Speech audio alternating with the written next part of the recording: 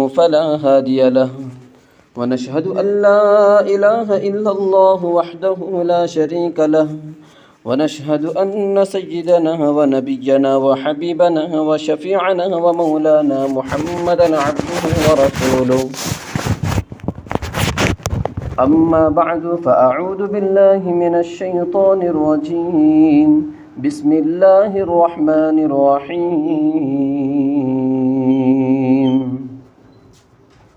وإذا سألك عبادي عني فإني قريب أجيب دعوة الداع إذا دعاني فليستجيبوا لي وليؤمنوا بي لعلهم يرشدون. محترم حاضرین کرام اور میری امت کی پردہ نشین مائیں بہنیں،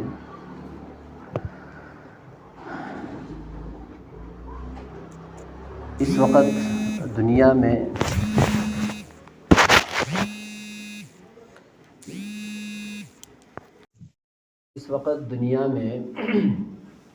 تین قسم کے لوگ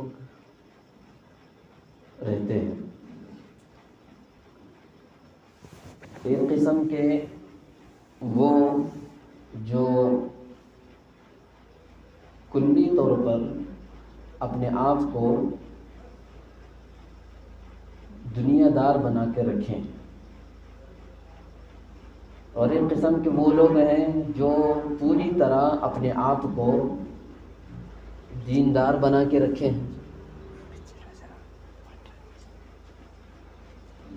اور ایک قسم کے وہ بھی ہیں جو کبھی اپنے آپ کو دنیا دار بناتے ہیں تو کبھی اپنے آپ کو دیندار بنا لیتے ہیں.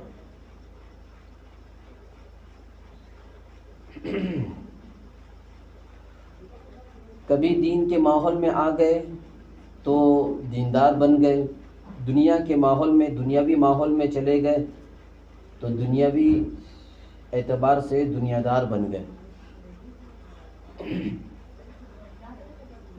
اللہ کے نبی علیہ السلام نے اپنے صحابہ پر جو محنت کی ہے اور اسلام کا، شریعت کا جو مزاج ہے وہ یہ ہے کہ دنیا میں بسنے والی مخلوق انسان، اللہ یہ چاہتا ہے کہ میرا بندہ اس امت میں، امت محمدیہ میں نہ پوری طور پر، کلی طور پر دنیا دار بنے، نہ کلی طور پر دیندار بنے، بلکہ وہ دنیاوی کام کاج سے اپنا تعلق بھی رکھے. ایسا نہیں ہے کہ پوری طرح دین میں لگ گئے تو اپنے بیوی بچوں سے بالکل کٹ کر، منقطع ہو کر، بے سروکار ہو کر، پورا تعلق ختم کر کے دین میں لگ گئے، دین کی خدمت میں لگ گئے، شریعت کی خدمت میں لگ گئے. بلکہ اللہ کے نبی نے اپنے صحابہ پر جو محنت کی تھی وہ یہ تھی کہ صحابہ کو جہاں دین سکھاتے تھے وہاں کاروبار بھی سکھایا کرتے تھے، معاملات بھی سکھایا کرتے تھے. ایک شخص مسجد نبوی میں بیٹھا ہے. اللہ کے نبی علیہ السلام کے زمانے میں ایک شخص جو ہے مسجد نبوی میں بیٹھا تھا. حضور نے پوچھا آپ کیوں بیٹھے ہیں؟ کہا کہ نہیں، میں نے عزم کیا ہے کہ میں اب ہمیشہ اپنے پورے گھر والوں سے منقطع ہو کر پوری طرح اب دین کے حوالے ہونا چاہتا ہوں، اسلام کے حوالے ہونا چاہتا ہوں، اس لیے وجہ سے میں یہاں پر ہوں. اور اس نے یہ بھی کہا کہ میرے پاس کچھ بھی نہیں ہے کاروبار کرنے کے لیے، تجارت کرنے کے لیے، لہٰذا میں نے یہ سوچ رکھا ہے. حضور نے کہا اچھا تیرے پاس کیا ہے؟ کہا میرے پاس صرف 2 برتن کے علاوہ کچھ بھی نہیں. حضور نے کہا کہ جا وہ 2 برتن لے کر آ جا. وہ شخص گیا، 2 برتن لے کر آیا. پھر اس کے بعد اللہ کے نبی علیہ السلام اس 2 برتن کو لے کر نیلام کرنا شروع کر دیے. من یشتری ھذا، کون اس کو خریدے گا بتاؤ؟ تو پھر اس کے بعد خریدنے والوں نے اس دونوں برتنوں کو خریدا، جس کی وجہ سے 2 درہم ان کے پاس آ گئے۔ حضور نے کہا 1 درہم سے جا کر تم راشن خریدو، اپنے گھر میں رکھو، اور 1 درہم سے جا کر کلہاڑی خریدو۔ وہ شخص خریدا، اور خرید کر پھر اس کے بعد اللہ کے نبی علیہ الصلوۃ والسلام نے ان کو حکم دیا، جاؤ اس کے ذریعے سے لکڑی کاٹو، لکڑی کی تجارت شروع کر دو۔ اور پھر کہا اللہ کے نبی نے یہاں 15 دن تک مجھے نظر نہیں آنا 15 دن تک۔ پھر اس کے بعد وہ شخص گئے، کاروبار میں بھی لگے۔ یعنی حضور نے صحابہ کا مزاج ایسا بنایا تھا کہ بازار میں رہنے والوں کو، کاروبار میں رہنے والوں کو مسجد سے جوڑتے تھے، اور مسجد میں رہنے والوں کو کاروبار میں، تجارت میں بھیجتے تھے کہ جاؤ وہاں کے رہنے والوں کے ساتھ رہ کر ان کو تجارت کیسے کیا جاتا ہے ان کے ساتھ معاملات قائم کرو، تعلقات قائم کرو، اور ان کو بتاؤ دین یہ ہے، اسلام یہ ہے، اسلام کے طریقے سے یہ کیا جاتا ہے۔ ایک مرتبہ ہمارے حضرت فرما رہے تھے، مولانا ابراہیم دیولا صاحب دامت برکاتہم العالیہ سری لنکا کے سفر میں گئے، وہاں بات ہوئی۔ بات ہونے کے بعد میں وہاں ایک شخص اسی طرح کا کہا کہ اب میں پوری طرح نہ اپنے بچوں سے تعلق رکھوں گا، نہ اپنے گھر والوں سے تعلق رکھوں گا، کچھ بھی نہیں۔ حضرت جب اس کے یہ عزائم دیکھے تو حضرت بہت غصہ ہوئے، کہا کہ یہ اسلام کا طریقہ نہیں ہے، یہ اسلامی مزاج نہیں ہے۔ اسلام تو یہ سکھاتا ہے کہ آپ وہاں بھی رہو، یہاں بھی رہو، وہاں بھی رہو، یہاں بھی رہو۔ لا رہبانیت فی الاسلام، دین میں، اسلام میں رہبانیت نہیں ہے، دین میں رہبانیت نہیں ہے۔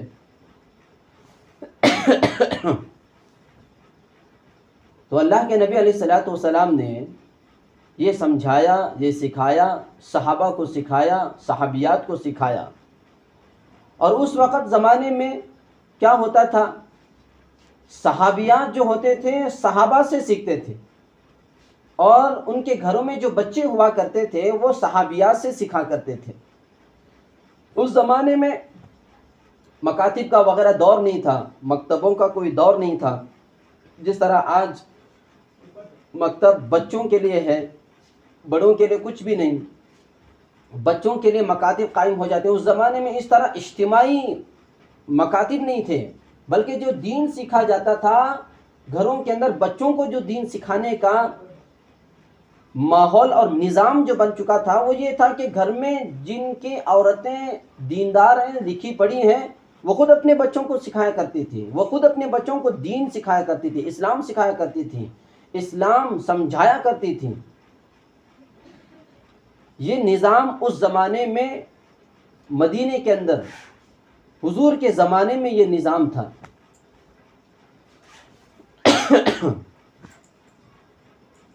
اور پھر اس کے بعد اللہ کے نبی علیہ الصلوۃ والسلام بڑوں کو بلا کر مسجد میں ان کو دین سکھایا کرتے تھے، اسلام سکھایا کرتے تھے، اور عورتیں اپنے گھروں کے اندر اپنے بچوں کو سکھایا کرتی تھی۔ ماحول یہ تھا، ماحول ہی ایسا بنا ہوا تھا۔ لیکن کہیں بھی ایسا نہیں تھا کہ کوئی بھی اگر اسلام میں لگ جائے، دعوت میں لگ جائے، تبلیغ میں لگ جائے، دین میں لگ جائے، اسلام کی خدمت میں لگ جائے، تو وہ شخص ہر چیز سے قطع تعلق ہو کر کے نہ کاروبار میں دھیان دیا، نہ گھر میں دھیان دیا، نہ بیوی بچوں میں دھیان دے رہا ہے۔ ایسا بالکل اسلام نہیں سکھاتا۔ اسلام یہ سکھاتا ہے کہ تم دونوں چیزوں کو دیکھو۔ یہ ہے امت محمدیہ، یہ ہے شریعت محمدیہ کا مزاج۔ حضور کے زمانے میں اللہ کے نبی علیہ الصلوۃ والسلام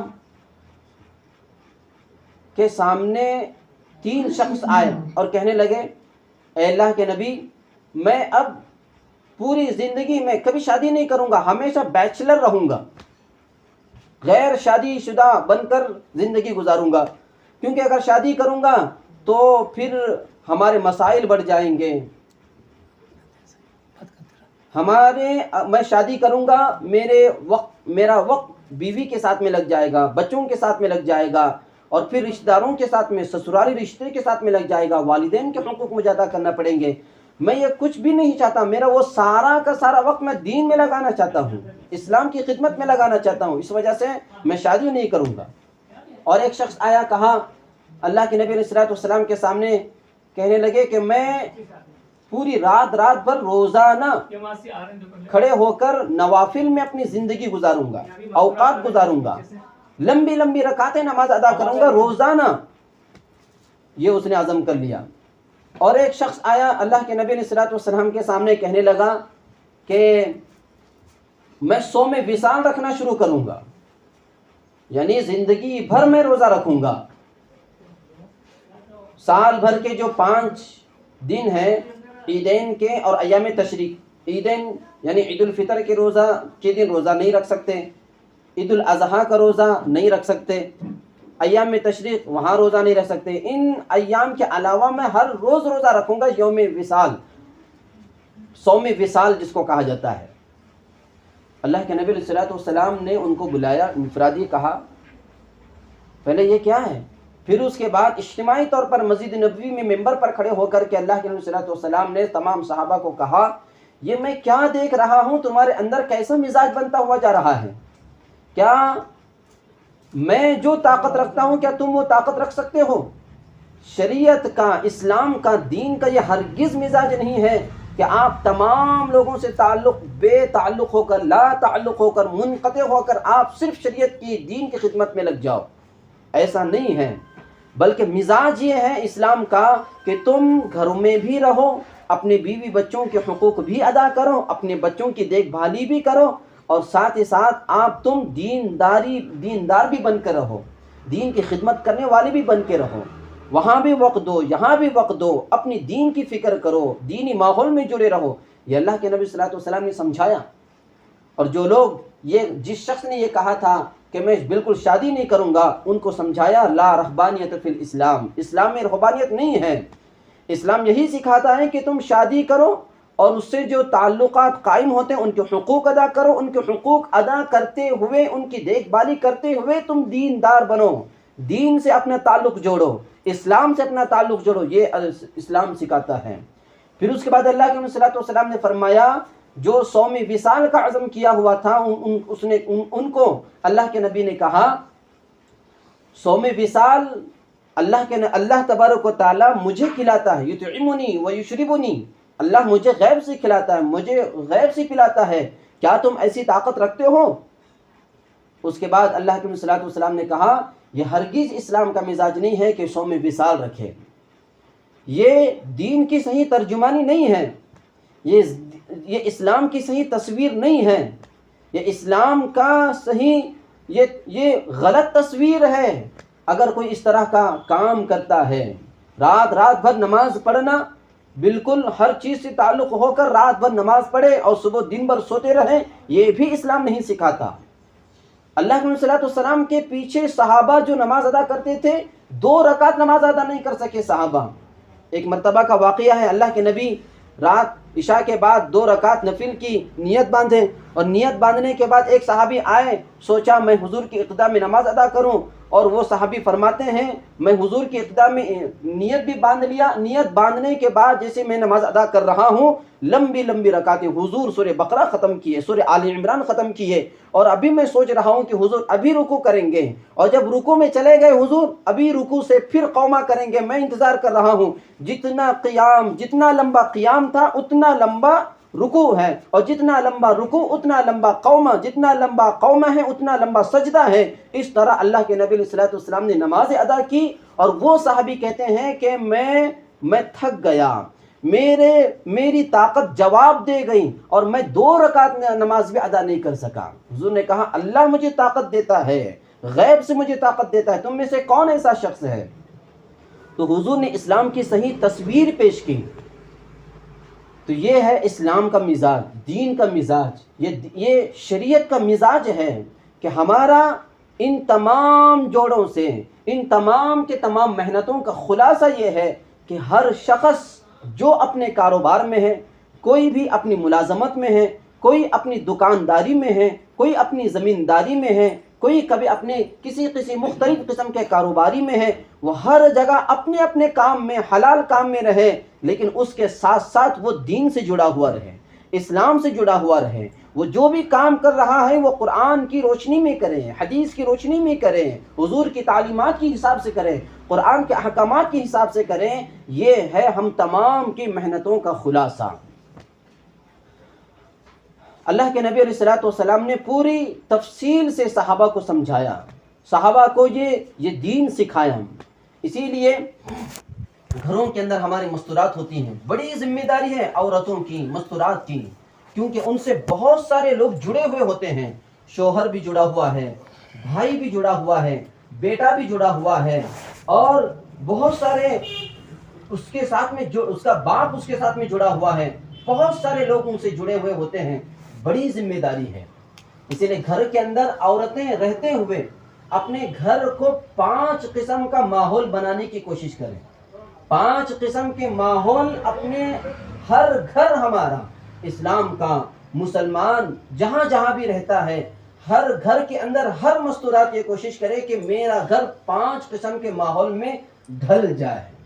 سب سے پہلے نماز کے وقت میں ہمارے مرد حضرات مسجد کو چلے جاتے ہیں، نماز ادا کرنے کے لیے نکل جاتے ہیں، تو اس وقت عورتیں گھر کی مستورات یہ کوشش کریں عین اسی وقت میرا پورا کا پورا گھر مسجد جیسا ماحول والا بن جائے۔ گھر میں رہتے ہیں بڑے بزرگ رہتے ہیں جو جہیں نہیں جا سکتے، گھر کے اندر ان کی بیٹیاں ہیں، بہنیں ہیں، مستورات ہیں، گھر کے اندر مسجد والا ماحول پیدا ہو جائے۔ یہ عورتیں گھر کی مستورات اس کی فکر کریں۔ اور بھی بہت ساری تفصیلات ہیں، بقیہ باتیں انشاءاللہ جو اس وقت بات